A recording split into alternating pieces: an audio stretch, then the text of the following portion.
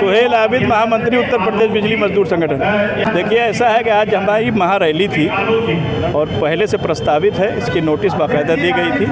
27 नवंबर से हम लोग निजीकरण के विरोध में, हमारी 2 कंपनियां पूर्वांचल और मध्यांचल दक्षिणांचल बिक रहा है, जिसमें 42 ज़िले आते हैं, उनको बेचने का जो प्रयास हो रहा है उसके विरोध में हम लोग 27 नवंबर से लगातार आंदोलन कर रहे हैं। और आज यहाँ पर ये सभा भी थी और रैली थी जो शक्ति भवन तक गई और शक्ति भवन से फिर यहाँ पे लौट के पूरे सूबे में कार्मिक जो है बड़ी तादाद में यहाँ पे आए हैं और निजीकरण के विरोध में वो सब यहाँ पर दिन भर आज यहाँ पर नारेबाजी होती रही है। और प्रबंधन अभी कल उन्होंने हिटलराना आदेश जारी कर दिया इस रैली को लेकर कि जो भी यहाँ पर संविदा कर्मी आएगा उसको निकाल के बाहर कर देंगे।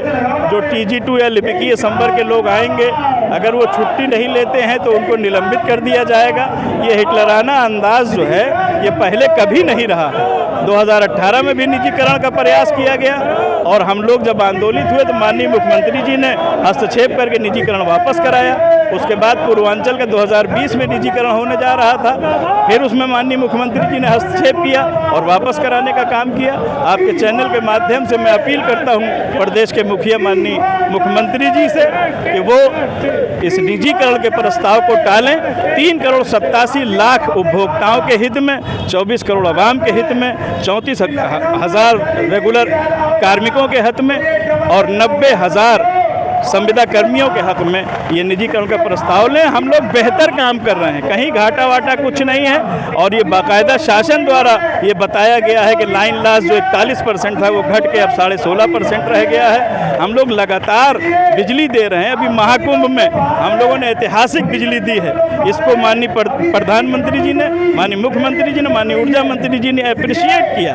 तो हमारी मेहनत का ये सिला दिया जाएगा कि हमारे ही मंदिर को बेच दिया जाएगा। हमारे सपने पलते हैं, हमारे सपने साकार करता है ये उद्योग।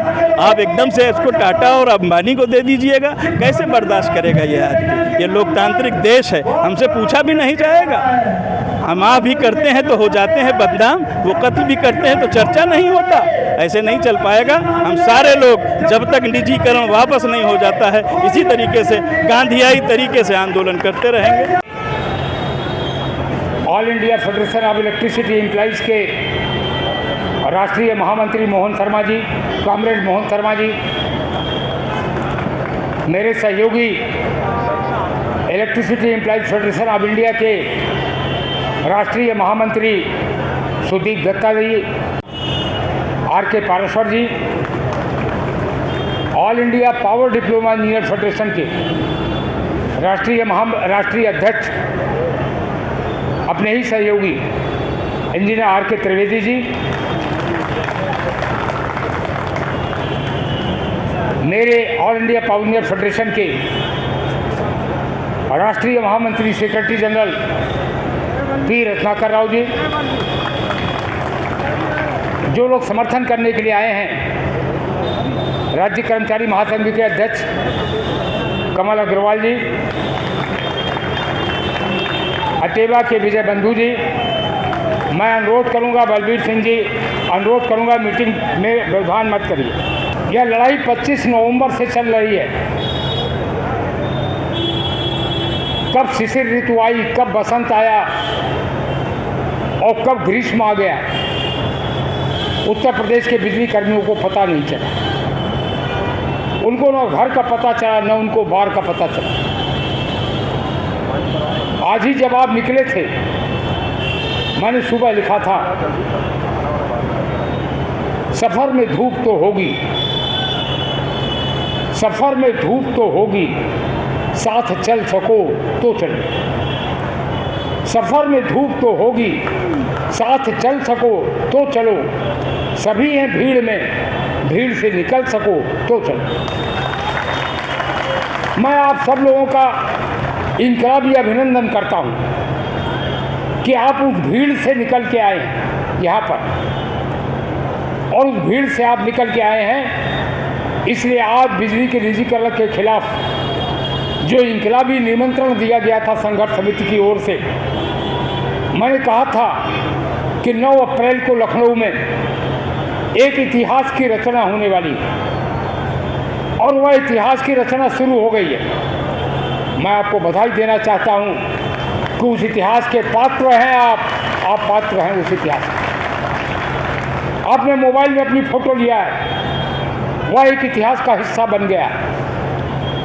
अभी लोग कह रहे थे, पुलिस के लोग भी, पत्रकार लोग भी, कि इतनी बड़ी रैली लखनऊ में देखी नहीं गई, इतनी बड़ी रैली लखनऊ में देखी नहीं। यह रैली तब है साथियों जब हमने यह कमिटमेंट किया है कि रैली के बावजूद प्रदेश में कहीं पर भी बिजली व्यवस्था में व्यवधान नहीं होगा। तमाम कर्मचारी काम पर भी लगे, दोहरी मेहनत कर रहे हैं, बिजली व्यवस्था को संभाल रहे हैं। मैं केवल 3 बातें आपसे कहने के लिए खड़ा हुआ। पहली बात यह है कि ठीक ठीक हो क्या रहा। दूसरी बात यह है कौन ताकतें हैं इसके पीछे। और तीसरी बात यह है कि इन परिस्थितियों में हमें करना क्या। केवल 3 बातें आपके सामने रखूँगा। बिजली का निजीकरण हो रहा।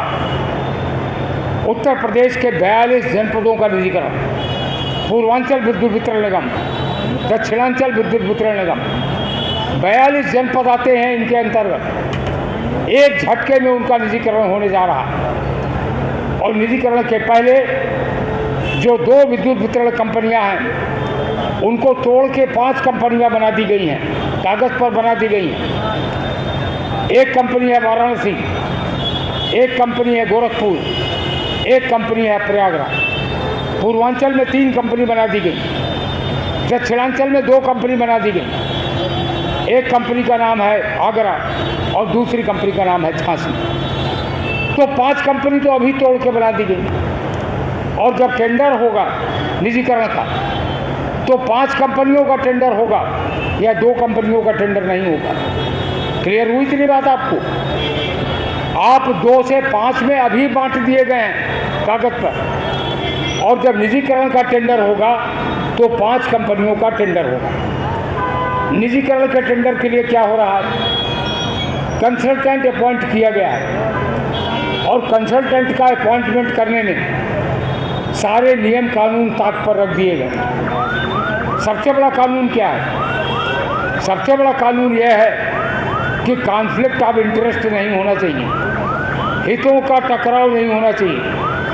हितों के टकराव का मतलब होता है कि अगर एक प्राइवेट कंपनी कहीं बिजली के क्षेत्र में ही काम कर रही है तो उसी कंपनी को यहाँ बिजली के निजीकरण के लिए कंसल्टेंट का काम न दिया जाए, क्योंकि ये हितों का टकराव होगा। लेकिन ऐसी कंपनी को बनाया गया कंसल्टेंट, जो कंपनी यहीं मध्यांचल में, बहुत दूर नहीं, यहीं मध्यांचल में वो कंपनी काम कर रही, स्मार्ट मीटर का काम कर रही और भी कई काम कर रही है। उसको गोपनीय दस्तावेज दिए जा रहे हैं। कौन लोग दे रहे हैं? जानकारी मिली है पावर कॉर्पोरेशन के चेयरमैन खुद दे रहे हैं। निधि नारंग कोई निर्देशक वित्त है, उसने अपने कमरे में उस कंपनी का दफ्तर बना दिया है। उसके कमरे में वो बैठा रहता है, सारे गोपनीय दस्तावेज फाइलें वो वहाँ बैठ के देखता रहता है। यह कॉन्फ्लिक्ट ऑफ इंटरेस्ट नहीं तो और क्या है? यह भ्रष्टाचार नहीं तो और क्या है?